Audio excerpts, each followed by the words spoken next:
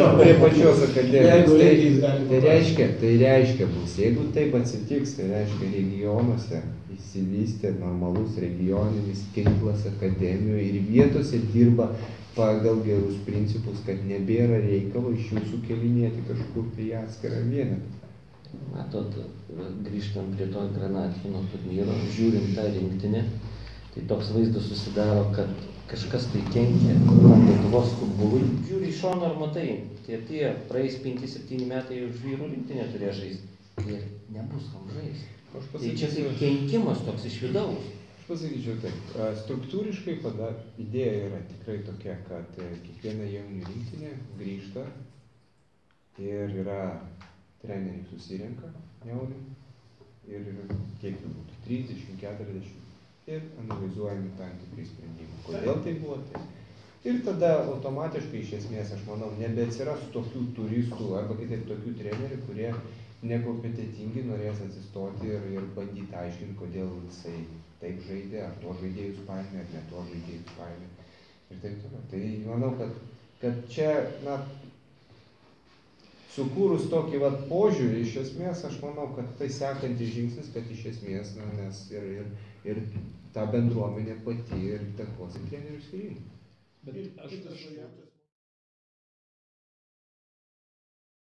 Sakykime, rinktinės programą metams, 2 metams, ką jie darys. Jis išvažiavo į stovyklą, grįžo, ką jis blogai daro, ką pakeis, reikia, ką tai. Nėra tokių dalykų. To nėra. Tai čia... To nėra, iš tikrųjų to nėra ir tiksliau gal kitaip pasakysiu, to nebuvo.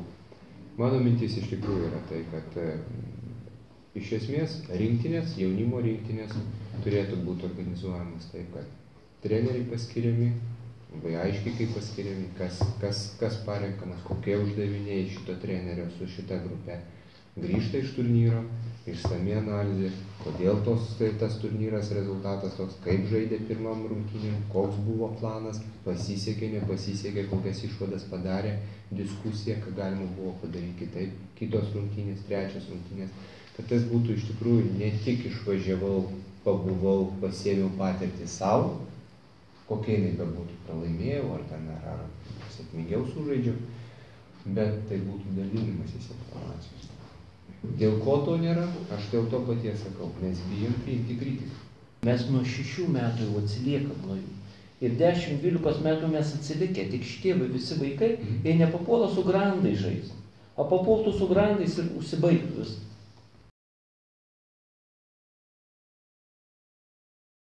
Treneris, klubas, ten išsidraskė visi, kiekvienas savo ir federacija jokios įtakos negalėjo turėti. Ar tu gerai treniruoji vaikus, ar tu blogai, algą tau moka ten centro, tokią, kokią tau nori mokėti, Lavrina, bet.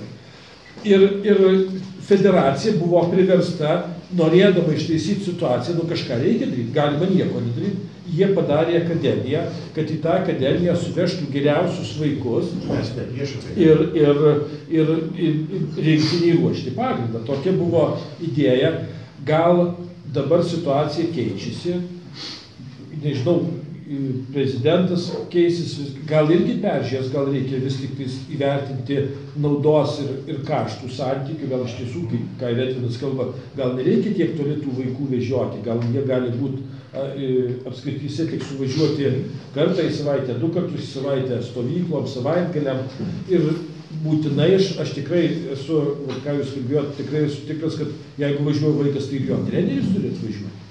Tai čia mano, pavyzdžiui, atsiprašau, mano mintis buvo, žinoma, tiek mes mini turnyrų darom. Ir, pavyzdžiui, mano mintis buvo, palaukit, jeigu mes darom mini turnyrą jaunių, ar ne, UEFOS atrankos, palyginkim, jaunių yra aukščiausio lygio varžybos, ar ne? Tai kodėl mes trenerių seminarą nedarom tuo metu, teisėjų seminarą nedarom tuo metu, kad būtų iškart ir teorija, ir praktika, ir matymas, ir analizė, ir būtų, netgi pasakyčiau taip, mūsų komandos treneriai yra pagalba, jeigu tai padeda pasiruošti rungtynėm. Vieni pamatė tą, kiti pamatė tą, pasiūlymai tokie, Tai čia šitoj vietoj, kaip pasakyti, dėl ko šneku apie akreditacijos sistemą. Akreditacijos sistema yra vienas dalykas tas vaikų klausimas, ar ne? Kitas dalykas skautavimo klausimas irgi yra nepaprastai svarbus. Kad irgi būtų tas registras tų vaikų, kurie yra galbūt šiandien ne tokie, rytoj kitokie. Taip, mes, kaip Gediminas sako, įkūrėm akademiją ir galvom, kad dabar čia bus sprendimas. Bet štai vietoj gaunasi taip, kad mes sakom, o jūs ir taip toliau darykit, kaip anksčiau darėt. Ar ne, gaunate savivaldybės finansavimą, valstybė skiria jum, iš jūsų atsakomybės jokios, nes mes prisėmėm atsakomybę. Ar ne, mes darom akademiją, ar ne? Mes kviečiam vaikus, kai kurie iš vis neduoda, kiti duoda, tai dar kažkas, tai sistema, jinai tokia. O tai, kas aplinkui kažkaip tai lyg tai stengiamasi nesikišam ir sakom, pala, mes negalim įtakoti. Pasakyčiau kitaip, mes galim rasti, ieškoti sprendimų, kaip padaryti tą įtakojimą, ar ne? Darbas su savivaldybėm, darbas sakomas, tarkim, motyvavimo galų gale, ar ne? Metodika treneriui. Klausimas, aišku, aš tikrai neteigiu, kad staiga federacija nueis į departamentą ir pasakys, dabar nebefinansuokit tokio modelio. Kitos federacijos, kiti sportai irgi taip gyvena. Ir čia, jeigu tai būtų vien tik tai futbolo klausimas, tai įsispręstų daug lengviau. Tai yra kitų sportų. Ir kitiems sportam irgi gerai taip. Tai kol valstybėje nebus apskritai sprendimo, ačiū Dievui atsirado tas 15 eurų krepšelis, tai bent jau šioks toks pokytis. Bet kiti dalykai visi, netgi, kaip sakau, su sporto mokyklom biudžetiniam galima rasti tam tikrus sprendimus. Galima rasti. Galima šnekėti netgi prie dabartinių tų, vadinkim, be atsakomybės arba be griežtų rezultatų, kalbėti tai, kad toje pačioje struktūroje būtų įsteigta ir ta aukštesnio meistriškumo grupė. Ir vaikai galėtų migruoti va šitaip tarpusavy, kuris geresnis auga ir jie taip migruoja. Kaip tai padaryti? Padaryti tikrai nesakau, kad tai lengva. Tam vasario 9 ir renkamės ir iš jūsų bus kviečiami, kad iš tikrųjų pašnekėt, ką mums daryti, kaip tai turėtų atrodyti, kaip tai visa rengimo sistema turėtų atrodyti. Ir kaip tas planuojam iš tikrųjų, ar tai Kaune, ar tai Vilniuje galvojam daryti. Tai va, ir Skarbalius irgi atvažiuoja, ir ne tik treneriai, ir šiaip platesnė tokia futbolo bendruomenė. Ir bandysim rasti tam tikrus kelius, kur mes turėtume. Bet kandidatė į prezidentus, aš dabar klausiau čia ir šitie girdžiu, ir ta sistema, tokia savivaldybės yra šiek tiek, pat jeigu ten savivaldybės sporto centras, tai jam salė pirmoji eilė, jam ten į tą pirmoji eilė, jam autobusas pirmoji eilė, Zenas pasakojo, kaip susikūrė ten lazdijus iš karto autobusą duoda, suprantat.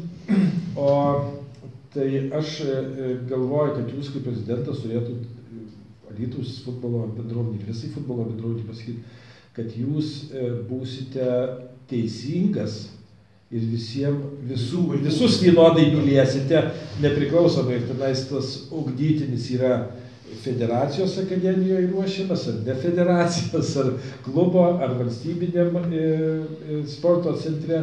Jeigu jisai geras vaikas, tai jisai turėtų būti irgi tinkamą dėmesį gauti ir iš visos federacijos, ir iš federacijos trenerių. Tai šitą, man atrodo, tas daugiausiai žmonės žaidžia paprastai. Tai greitai.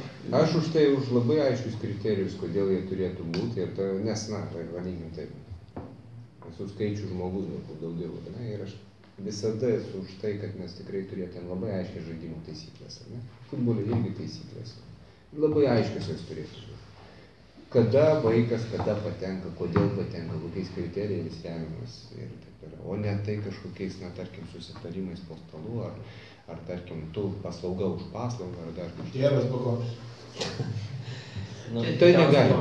Tai negali būti šitą. Paprastas dalykas, ten mūsų 98-9 visą laiką rinktinės ir atrankose dalyvaujat. Mes Raimundui klausimus dabar jūsų akademijoje, jūs ten maitinat, prižiūrit viską.